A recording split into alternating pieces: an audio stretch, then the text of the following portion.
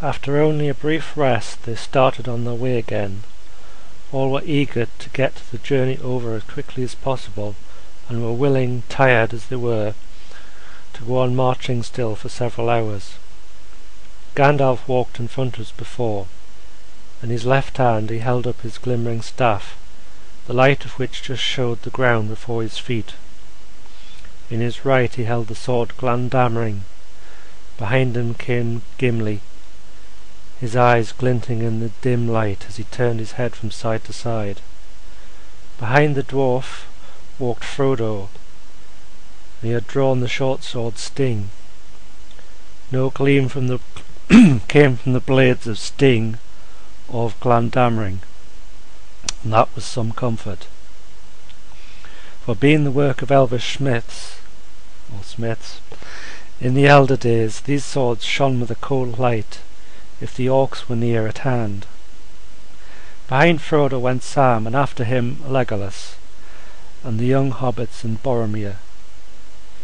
In the dark at the rear, grim and silent, walked Aragorn. The passage twisted round a few turns and then began to descend.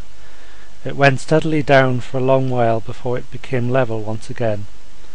The air grew hot and stifling, and it was not foul, and at times they felt currents of cooler air flowing upon their faces.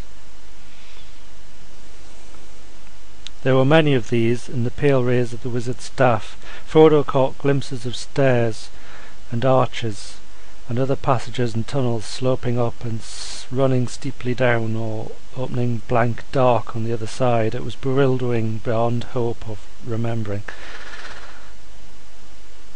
Gimli aided Gandalf very little, except by his stout courage. At least he was not, as were most of the others, troubled by the mere darkness in itself. Often the wizard consulted with him at points where the choice of way was doubtful, but it was always Gandalf who had the final words. The mines of Moria were vast and intricate beyond the imagination of Gimli, Gloin's son.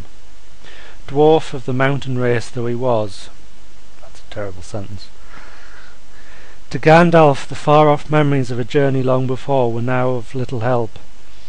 But even in the gloom, and despite all the windings of the road, he knew whither he wished to go, and did not falter, and as long as there was a path, that led towards his goal.